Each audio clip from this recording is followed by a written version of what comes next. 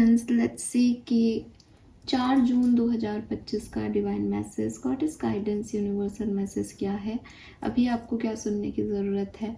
आज के दिन अगर कोई सिचुएशन आती है तो उसे कैसे डील करना चाहिए। लेट्स सी कि क्या मैसेज हमारे पास आते हैं 4 जून 2025 के लिए।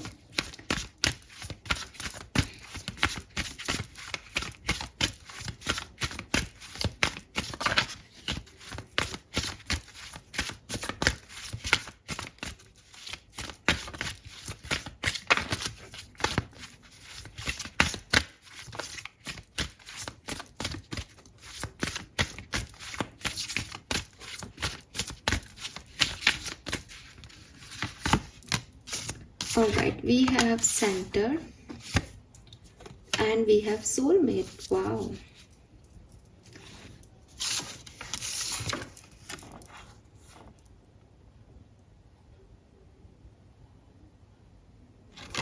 Okay, beautiful. Let's see कि आपके सबकॉन्शियस माइंड की एनर्जी क्या है एक्वेरियस।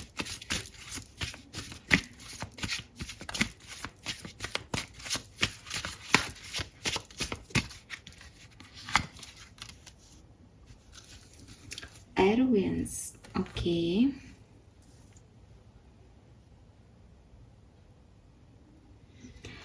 Alright, Aquarians, यहाँ पे जो नंबर मुझे दिखाई देता है वो है number 23, number 23, number 5, number 3, number 8। सो ये नंबर आपके लिए सिग्निफिकेंट नंबर हो सकते हैं किसी भी तरीके से। एंड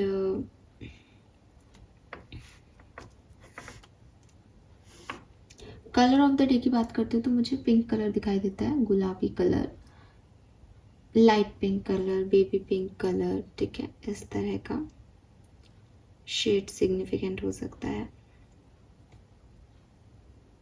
अगर आप मेडिटेशन भी करते हैं तो भी आप पिंक कलर की चीज़ को अपने पास रख के मेडिटेट करें, आपको अच्छे रिजल्ट्स दिखेंगे। अगर मुझे ऐसा लगता है कि आप पिंक लाइट से कहीं ना कहीं जो है अफेक्ट होते हो और आपका खुद का ऑरा भी पिंक हो, ये मुझे समझ में आता है यहाँ पे काफ़ी लोगों के लिए। अब मैसेज क्या है आपके लिए आज की सिचुएशन के लिए या ओवरऑल सिचुएशन के लिए। जो सिग्निफिकेंट मैसेज है सारी कार्ड से वो ये है कि लाइफ में जैसी भी सिचुएशंस हमारे लिए घटती हैं एक्वेरियस, वो सब हमें इवॉल्व करने के लिए आती है। हम उनको जी करके और मजबूत होते हैं और ग्रो करते हैं और समझदार बनते हैं।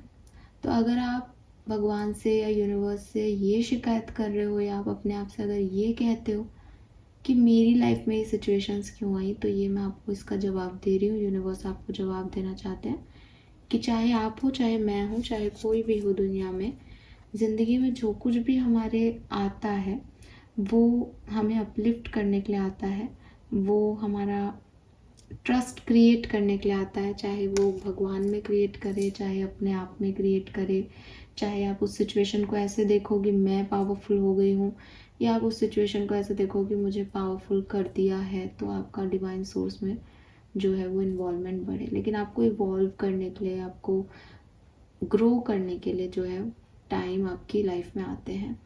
अच्छा टाइम भी आपकी ग्रोथ है, बुरा टाइम भी आपकी ग्रोथ है। अच्छे टाइम में क्योंकि आप खुश होते हो तो आप देखते हो कि आपका नज़रिया चेंज हो रहा है। कहते हैं ना कि जब हम प्यार में होते हैं तो हम सबसे अच्छे इंसान होते हैं, सबसे पॉजिटिव इंसान होते हैं, स्पेशली अगर हम एक अच्छे पार्टनर को डील कर रहे हैं तो। बिकॉज उस पर्टिकुलर टाइम पे हमें दुनिया से कोई शिकायत नहीं होती, क्योंकि हमको पता होता है कि जो हमारी दुनिया है वो खूबसूरत है।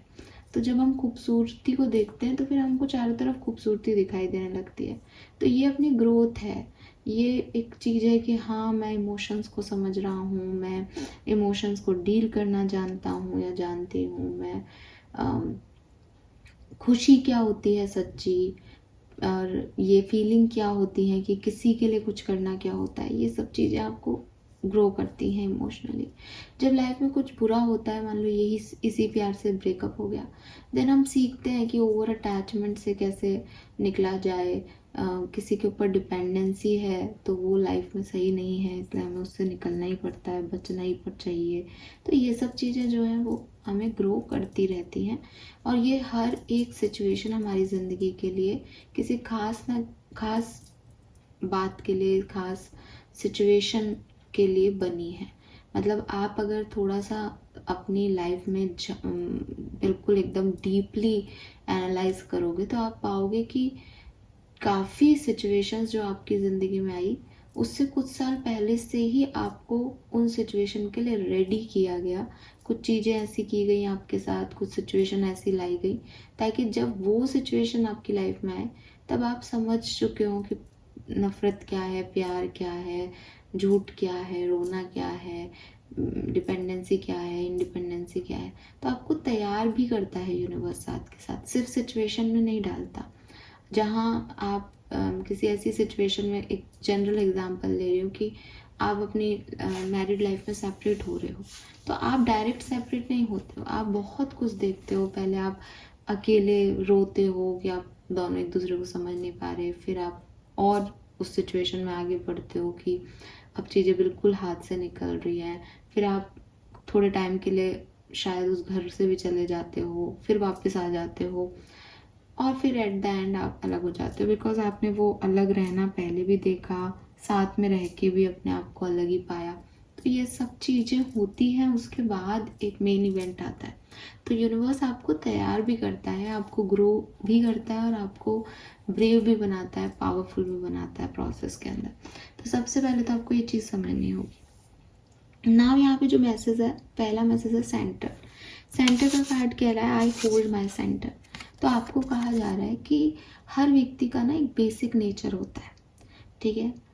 बेसिक नेचर, ऐसे बोलते हैं ना कि बेसिक नेचर्स कभी नहीं बदलते। आप चाहे कितने भी बड़े हो जाओ, आप कितने भी अच्छे एजुकेशन ले लो, आप कितने ही बड़े ऑर्गेनाइजेशन में चले जाओ, लेकिन जो एक सेंटर होता है वो, और जो बेसिक होता है वो कभी नहीं बदलता, ठीक है। तो यूनिवर्स कह रहे हैं कि कितनी भी ख़राब सिचुएशन हो, जो आपका बेसिक नेचर है वो नहीं बदलना चाहिए। अगर आप एक खुश मिजाज इंसान हो और आप हमेशा लोगों को हंसाते हुए आए हो और सडनली आपके साथ कुछ बुरा हो गया, तो आप अपनी इस खुश मिजाज नेचर को नहीं छोड़ो उस चैलेंज के पीछे, ठीक है। आपको अपने सेंटर को पकड़े रखना है। ये सेंटर आपकी बॉडी में, आपका स्टमक पे है। ये सेंटर आपकी बॉडी के अंदर अगर आप नोटिस करोगे तो आपका सोलर प्लेक्सस चक्र है, जो कि आपकी सारी ही बाकी के सेंटर्स के लिए रिस्पॉन्सिबल है। एक मिडिल सेंटर है जो कि अलाइनमेंट देता है, जो आपके कॉन्फिडेंस के लिए रिस्पॉन्सिबल है, जो आपकी सक्सेस के लिए, आपकी ग्रोथ के लिए रिस्पॉन्सिबल है। तो ये भी अगर आप सेंटर को मेंटेन करके रखते हो तो आप लाइफ में अच्छा ही करोगे। तो हमेशा यूनिवर्स में फेथ करो और अपने सेंटर को पकड़ के रखो। सेंटर को पकड़ने का एक ही तरीका है कि या तो आप मेडिटेशन करो, या आप breathe in breathe out practice करो, प्राणायाम करो, जिससे कि आपकी एनर्जीज जो हैं वो आपकी बेसिक से कहीं ऐसे हाइपर या हाइपो लेवल पे नहीं चली जाए। बिल्कुल एग्रेसिव होना और बिल्कुल डिप्रेसिव होना दोनों ही आपके लिए गलत है।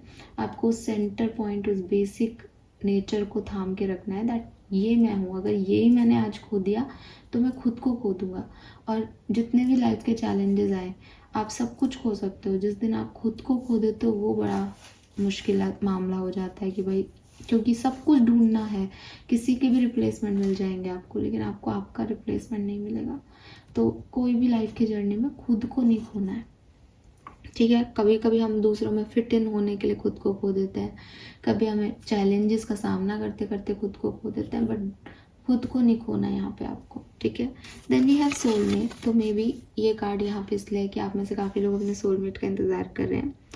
यूनिवर्स आपसे कह रहे हैं कि राइट प्लेस पे, राइट टाइम पे आपके सोलमेट आपके सामने आ जाएंगे और आपको कुछ भी नहीं करना पड़ेगा, ठीक है।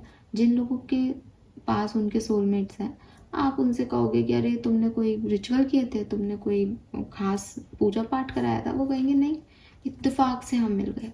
तो जब डिवाइन कोई पार्टनर आपके लिए चूज़ करता है तो वो टाइमिंग भी डिसाइड करता है, उसको सब पता है किसको कैसे क्या मिलवाना है। तो अगर कोई आपसे कह रहा है आप ये करो इससे आपके सोलमेट मिल जाएंगे, अगर आप परेशान हो रहे हो मेरा सोलमेट कहाँ है, क्यों नहीं मिल रहा क्यों नहीं मिल रहा, अगर वो है तो सही टाइम पे सही समय पे आपके सामने आके खड़ा हो जाएगा। और आप अगर नहीं भी देखना चाहोगे ना कि नहीं ये मेरा अभी अच्छा टाइम नहीं चल रहा, अभी मैं अच्छी नहीं दिख रही, प्लीज़ मेरा सोलमेट मेरे सामने मत लाना, वो तब भी उसी टाइम पे आपके सामने आके खड़ा हो जाएगा। तो सोलमेट या डिवाइन एनर्जीज़ को आप समय में नहीं बांधे तो अच्छा है। आपके सारे दिल के डिज़ायर यूनिवर्स को पता है, आपको उन्हें कहने की भी ज़रूरत नहीं है। आपको सिर्फ इतना बिलीव करना है कि जब आपके सोलमेट आए तो आप समझ सको कि yes that is my soulmate, क्योंकि यूनिवर्स ने उसको मेरे सामने ऐसे ला के खड़ा किया, ऐसी परिस्थिति बना दी कि अब जो है वो यही है। वहाँ आप उसको ये नहीं कह दो कि नहीं ये तो वैसा है ही नहीं जैसा मैं सोच रहा था या सोच रही थी, ठीक है।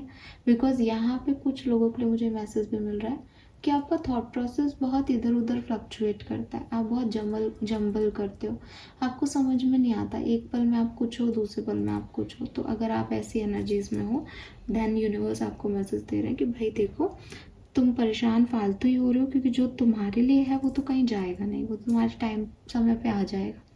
और अगर फिर भी तुम उसको नहीं पहचानोगे तो भी वो कहीं नहीं जाएगा, बस तुम थोड़ा सा डिस्टर्ब रहोगे कि ये मेरा सोलमेट नहीं है, सोलमेट नहीं है। जो यूनिवर्स ने लिखा है वो तो होके ही रहेगा ना। आपके सबकॉन्शियस माइंड की एनर्जी बहुत आपको भी दिखाई दे रहा होगा, बहुत ही ऐसी एनर्जी है जो कि शायद जितना डिवाइन आपसे प्यार करता है आप डिवाइन से उतना प्यार नहीं कर रहे।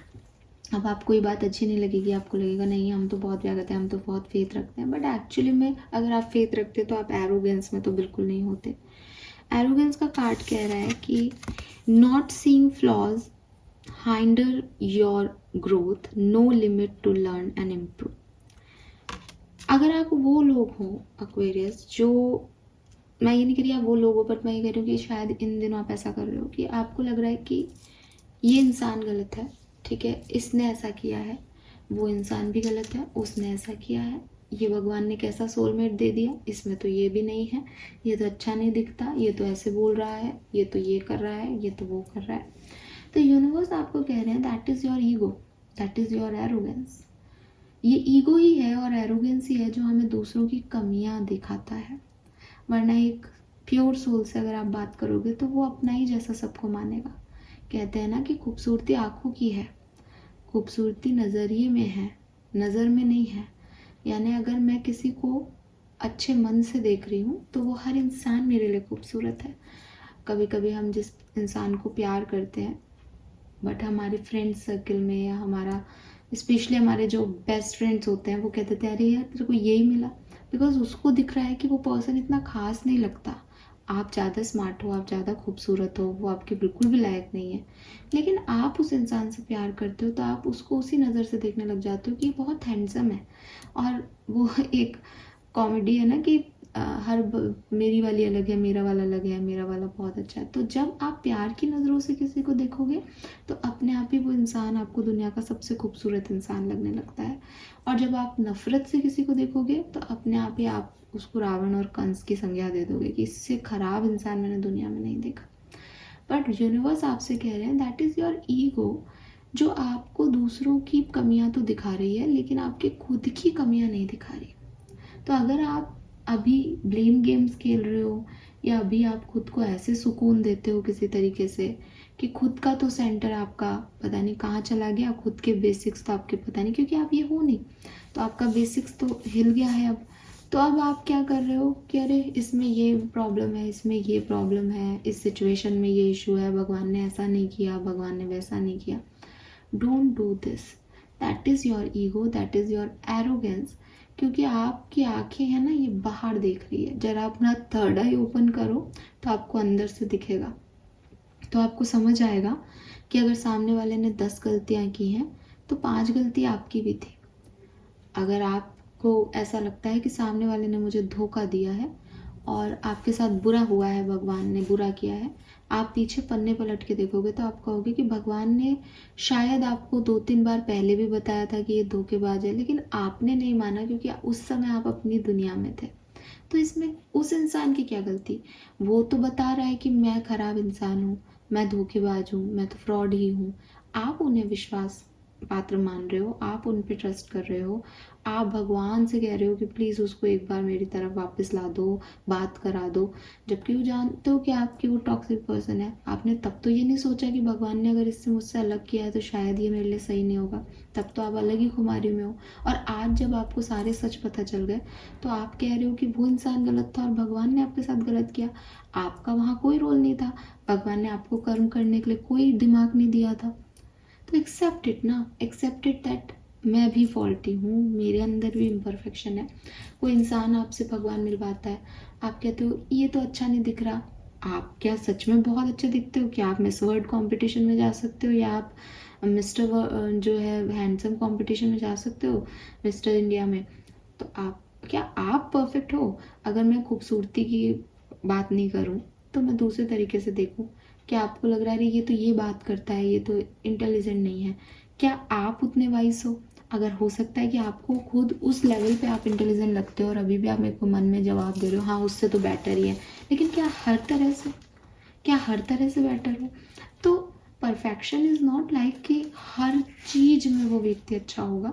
परफेक्शन जो है वो आपकी अपनी सोच में होता है। अगर आप किसी को परफेक्ट मानोगे तो आप किसी को भी परफेक्ट देख सकते हो। अगर आप किसी को इम्परफेक्ट मानोगे तो वो चाहे कितना ही कर ले आप उसको इम्परफेक्ट ही जानोगे और देखोगे। तो अपने इस एरोगेंस को निकालो, अपनी थर्ड आई को ओपन करो, अपने अंदर की अवेयरनेस को जगाओ।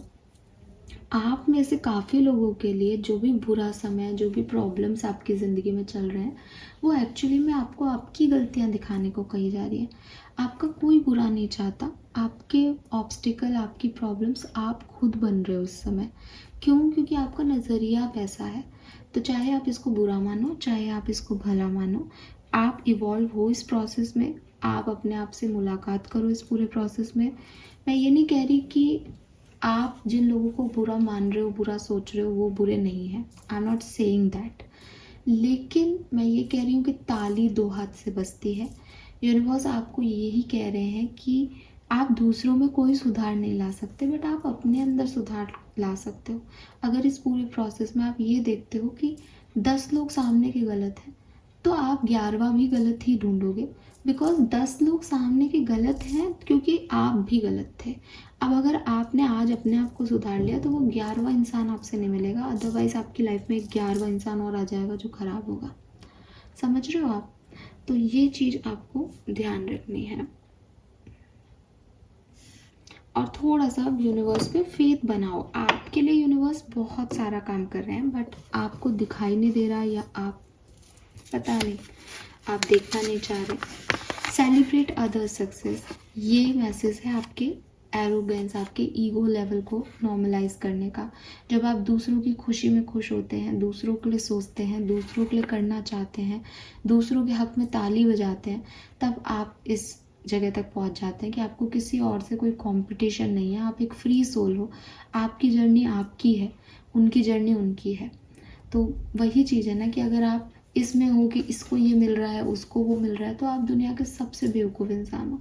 क्योंकि कोई 0 से भाग रहा है, कोई 1 से भाग रहा है, कोई 5 से भाग रहा है। सबकी रेस अलग अलग है, बस सबकी रेस है एक्वेरियस। समझना ये है कि हर व्यक्ति की लाइफ में स्ट्रगल है, बट वो अलग अलग डिफरेंट डिफरेंट लेवल के हो सकते हैं, बिकॉज सब सोल्स ने अपने अपने कर्म किए हुए हैं प्रारब्धों में। तो ये चीज़ आपको थोड़ा सा इवॉल्व करेगी और आपको ज़रूरी भी है ये सब जानने की। ठीक है? तो आज के दिन एटलीस्ट दूसरे लोगों के लिए काम करें, दूसरे लोगों की सक्सेस के लिए काम करें, दूसरे लोगों के लिए क्लैप करें, दूसरे लोगों के लिए खुश हों। ये आपके लिए अच्छा होगा। This is all for you. Hope ये आपसे रेजोनेट होगा। चैनल को लाइक और सब्सक्राइब कीजिएगा। Bye bye.